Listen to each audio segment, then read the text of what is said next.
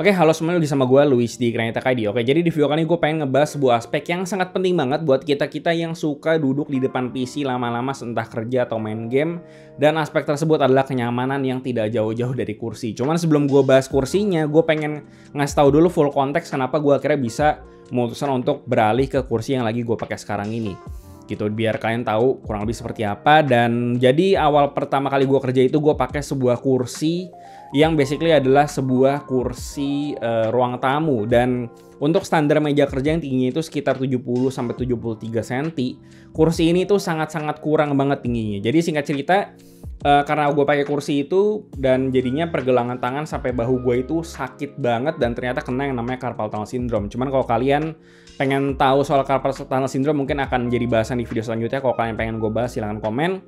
Dan akhirnya gue memutuskan untuk beli sebuah kursi office seharga sekitar 900 ribuan yang gue belinya online. Dan setelah nyampe ternyata gue kurang cocok karena gue nggak bisa nyobain juga karena belinya online kan. Jadi ternyata si dudukannya itu kurang dalam, jadi paha gue itu ngegantung setengah. Dan ternyata armrestnya itu nggak bisa di-adjust. Jadi ya dari situ gue belajar bahwa armrest yang bisa di-adjust tingginya itu cukup penting. Dan akhirnya gue memutuskan untuk pindah ke kursi gaming yang harganya itu di sekitar 2-3 jutaan. Dan perlu diingat bahwa sekitar 4 tahunan lalu itu gue cobain kursi office itu yang harga sekitar 2-3 jutaan itu masih belum ada yang oke. Jadi akhirnya gue pindah ke kursi gaming. Cuman ternyata pas gue cobain dudukannya itu kurang lebar karena di kursi gaming itu biasanya ada sekatnya gitu di bagian samping-sampingnya. Dan setelah itu gue pindah ke kursi ergo lagi di harga sekitar 2 jutaan dan ternyata masalahnya sama. Itu dudukannya itu bener-bener kurang dalam, bahkan cuman seperempat dari paha gue doang kali. Terus habis itu hydrauliknya kurang tinggi dan akhirnya gue pindah lagi ke kursi gaming harga 2 jutaan.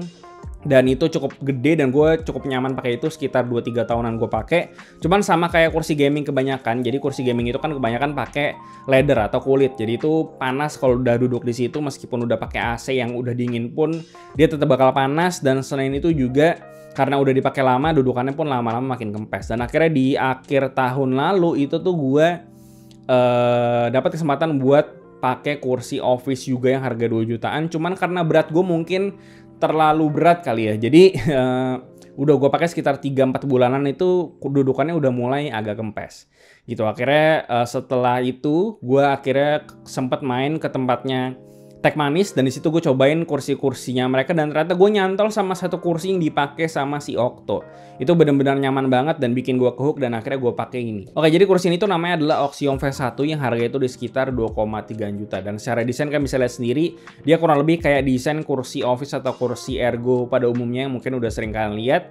Dan untuk proses rakitnya sendiri kemarin gue nggak sempet rekam, cuman untuk proses rakitnya sendiri cukup gampang selama kalian baca manual booknya, dan manual booknya pun juga cukup gampang untuk dimengerti. Oke, lanjut. Jadi di bagian senderannya itu dia pakai bahan mesh atau bahan jaring-jaring, dan meshnya ini tuh dia cukup fleksibel dan nggak kaku, jadi cukup nyaman. Dan gue udah pakai kursi ini tuh kurang lebih sekitar 3 minggu atau hampir 1 bulanan gitu ya. Dan enaknya tuh pakai kursi yang bahan mesh kayak gini belakangnya itu tuh enaknya dia tetap adem meskipun dipakai selama berjam-jam selama seharian gitu ya. Dan selain itu di bagian senderannya pun juga udah cukup nge-cover seluruh bagian badan gua tingginya tuh sekitar 175 cm dan masih cukup nge-cover sampai bagian bau gue, bahkan masih lebih tinggi sedikit gitu ya. Dan selain itu di bagian senderannya juga bisa di recline kurang lebih sekitar 126 cm atau ditidurin lah bisa dibilang.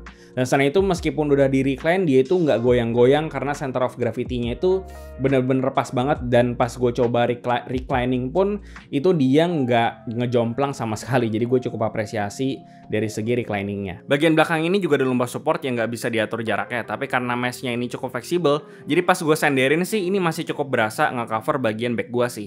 Meskipun gue berharap dia agak lebih ngedeket lagi biar lebih kerasa aja lumbar supportnya. Selain itu dia juga punya headrest, dan headrestnya itu bisa diatur tingginya. Dan enaknya tuh pas kita lagi duduk kayak gini kita tetap bisa ngatur ketinggian dari si headrestnya karena posisinya itu cukup reachable gitu. Dan memang si headrestnya itu nggak bisa diatur tiltnya atau nggak bisa diatur kemiringannya. gitu. Cuman pas setelah gue cobain sih, karena angle atau kemiringan dari si headrestnya itu setidaknya buat di leher atau kepala gue itu udah cukup pas, jadi ya gue nggak komplain sih meskipun dia nggak bisa tilt sama sekali. Lalu untuk armrestnya sendiri tuh dia pakai bahan plastik semua, cuman plastiknya tuh bener-bener solid banget, bahkan digoyang-goyangin juga agak susah ya, nggak bisa bahkan. Selain itu untuk permukaan base juga dia cukup lebar, jadi kalau kita taruh tangan di sini tuh dia lebar banget. Dan untuk tangan gue sendiri pun si armrest ini masih lebar banget ya, masih ada spacing yang cukup luas untuk bisa taruh tangan di sini. Selain itu di bagian permukaan base dia juga pakai bahan kayak semacam, di bagian atasnya sih dia kayak pakai semacam kulit ya, cuman setelah gue pencet-pencet dia kayak rubber gitu. Jadi waktu kita taruh sikut di sini tuh sikut kita nggak kerasa sakit, jadi cukup nyaman lah untuk si armrestnya. Selain itu si armrestnya sendiri juga bisa di-adjust tingginya, bisa digeser kemiringannya kanan kiri, dan juga bisa diatur maju dan juga mundurnya. Yang nggak bisa itu cuman di slide kanan kiri gitu ya. Cuman setidaknya buat gue pribadi, gue nggak ngerasa si armrestnya itu kejauhan atau kedeketan, jadi udah cukup pas sih setidaknya buat gue pribadi. Jadi gue nggak komplain di sini. Oke, lanjut ke dudukannya, dan dudukannya adalah satu hal yang gue sangat suka banget dari si Oxyhome V1 ini. Gitu. Jadi si Oxyhome V1 ini tuh pakai dudukan atau jok yang busanya itu pakai ketebalan 8 cm, yang dimana setelah gue cobain kursi 2-3 jutaan yang kemarin, yang tadi udah sempat gue bahas, itu tuh nggak ada yang dudukannya tuh sampai setebel ini. Dan pas gue cobain memang dudukan atau joknya itu memang seenak itu, seempuk itu, cuman dia nggak sampai yang membal banget kayak pakai bantal gitu sih. Jadi nggak yang mendelep ke dalam, atau bisa bilang cukup pas lah. Dan ini adalah satu hal yang bikin gue langsung ke hook sama kursi ini pas gue cobain kemarin punya si Okto. Dan mereka klaim bahwa dudukannya itu bisa tahan kurang lebih sekitar 120 kg, dan gue beratnya di 89 kg, jadi masih cukup aman. Dan jujur gue tuh masih belum bisa narik kesimpulan apakah si joknya ini bakalan awet atau enggak gitu, karena gue baru pakai juga baru sekitar hampir 1 bulanan. Dan setidaknya di sini gue ngerasa lebih safe atau ngerasa lebih aman dan percaya bahwa si joknya ini bakalan lebih awet, karena dari kursi-kursi gue yang sebelumnya tuh mereka nggak pernah ada mention soal bahan atau ketebalan busa dan segala macam dari si dudukannya. Dan si Oxyhome ini tuh bisa ngasih info soal itu gitu. Dan tapi baik lagi, tetap harus gue cobain paling nggak 1-2 tahun lagi kira-kira, baru gue bakal tahu si joknya ini bakal awet atau enggak. Dan si joknya ini di bagian luarnya tuh dia pakai bahan kain gitu, dan gue udah pakai kursi ini dari pagi sampai malam buat kerja. Ini tuh gue nggak pernah ngerasa panas waktu duduk pakai kursi ini gitu ya. Dan selain itu dia juga panjang joknya udah cukup pas menurut gue, karena bisa ngecover seluruh bagian bawah paha gue. Dan enaknya tuh dia bisa di slide maju mundur bagian dudukannya atau joknya. Jadi kita bisa atur kira-kira seberapa kedalaman yang kira-kira pas sama panjang paha kita. Kalau buat gue pribadi sendiri sih, gue tingginya itu di sekitar 175 cm. Dan gue tuh perlu setidaknya slide ke paling luar, setidaknya tuh 2 dari yang paling luar.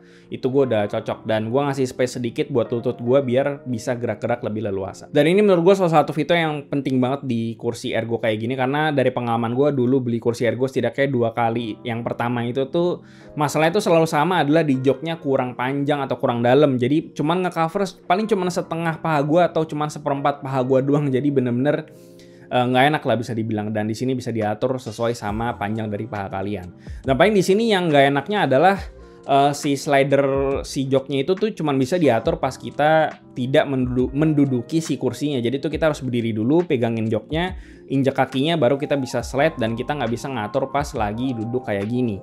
Dan itu sih sebenarnya cuma minor doang, cuma masalah di convenience-nya aja sih. Dan sama kayak kursi-kursi ergo yang lain, dia itu ada hidroliknya, dan hidroliknya itu bisa kurang lebih tingginya sampai meninggi sekitar 10 cm gitu. Dan setidaknya untuk standar meja kerja yang tingginya sekitar 70-73 cm itu tuh udah bisa pas banget tingginya, dan bahkan bisa lebih tinggi lagi kalau kalian memang pakai meja yang lebih tinggi atau memang tinggi badan kalian itu lebih tinggi lagi. Dan untuk atur reclining, slider jok dan juga hidrolik itu kita tinggal tarik doang di bagian kanan sama kirinya, dan posisinya itu cukup reachable gitu ya. Dan dia tuh desainnya bukan pakai semacam tuas, tapi pakai desain yang gue nggak tahu ini namanya apa, tapi kelihatan lebih modern lah.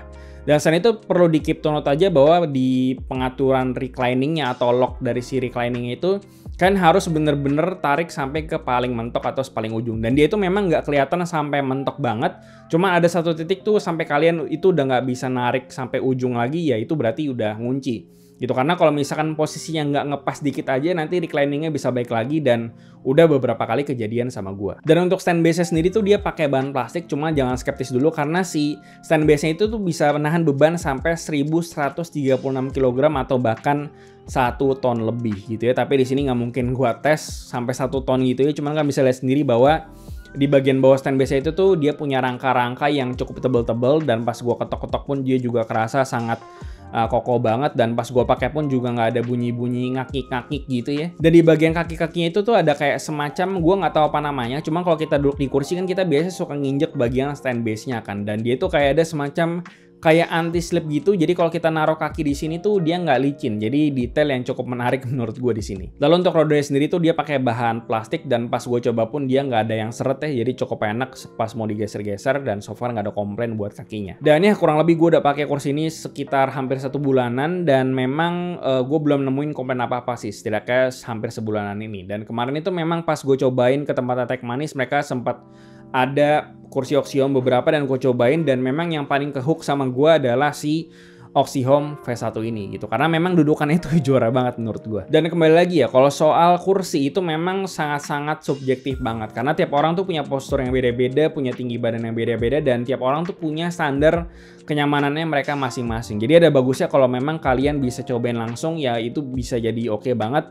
Dan setidaknya di sini gue bisa ngasih referensi lah buat kalian yang mungkin tidak bisa beli secara offline gitu ya, dan kalian cuma bisa belinya online. Ya ini gue cuma bisa kasih referensi ke kalian, dan setidaknya kalau kalian mengalami dilema yang sama dengan gue, ya setidaknya ini semoga bisa jadi panduan atau referensi buat kalian waktu lagi milih kursi. Dan mungkin perlu gue ingetin juga bahwa kalau kursinya udah bagus, udah nyaman, postur kalian juga harus bener pas lagi duduk. Karena kalau kursinya udah bagus tapi duduknya ngaco, ya tetap bisa pegel-pegel juga. Dan perlu diingat juga bahwa kursi ini tuh cuman sebagai alat bantu aja untuk kita bisa mencapai kenyamanan yang maksimal, terutama buat kita-kita yang suka duduk berlama-lama dan berjam-jam di kursi, bisa seharian untuk kerja ataupun entah buat main game gitu. Dan gue rasa itu aja pembahasan gue soal kursi yang enak ini gitu. Dan ya gue rasa itu yang bisa gue bahas. Seperti biasa, kasih tau gimana pendapat kalian di kolom komentar di bawah. Dan share jika bermanfaat. Follow sosial media kami di Instagram dan juga TikTok sekarang ada. Jangan lupa juga di Discord, semua linknya ada di bawah. Dan yang terakhir, jangan lupa subscribe. Gue Luis dari Krengeta ID. Sampai jumpa di video berikutnya.